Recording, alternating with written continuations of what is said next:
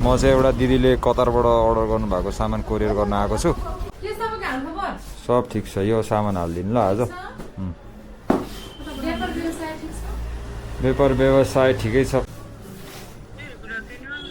Good afternoon दिदी, यो सामान हालिदिन लाथेँ मैले। तपाईँले त्यही एउटा वालेट अनि क्याप अनि त्यसपछि सुज है त?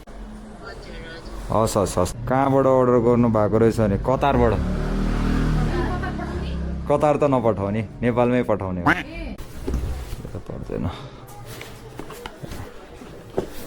एउटा वालेट भर्साची,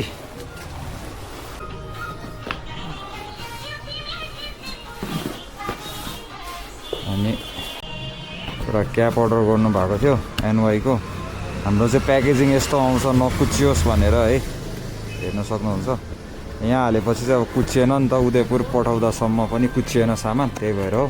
वेट नाप्नु भन्नुभएको थियो है, वेट नापौँला पहिला हामी। हेलो सामान हालिदिए है भन्नु पऱ्यो। हेलो हेलो, त्यो दिदीले पैसा हालिदिनु भएको थियो नि कतारबाट, हो त्यो सामानको डिटेल्स विजय राई, उदयपुर बेलटार, अनि 9705810747 होइन त नम्बर? हजुरले रिसिभ गर्नुहुने हो? हुन्छ, म हजुरलाई अहिले बिलहरू पठाइदिन्छु है। हस् हस्, म यहाँ कोरियरमै छु, एकछिन। नमस्ते, हजुरलाई धेरै धेरै धन्यवाद। उहाँले सामान आज पाइसक्नुभयो, हेरि पनि सक्नुभयो। उहाँलाई राम्रो लाग्यो अरे, धेरै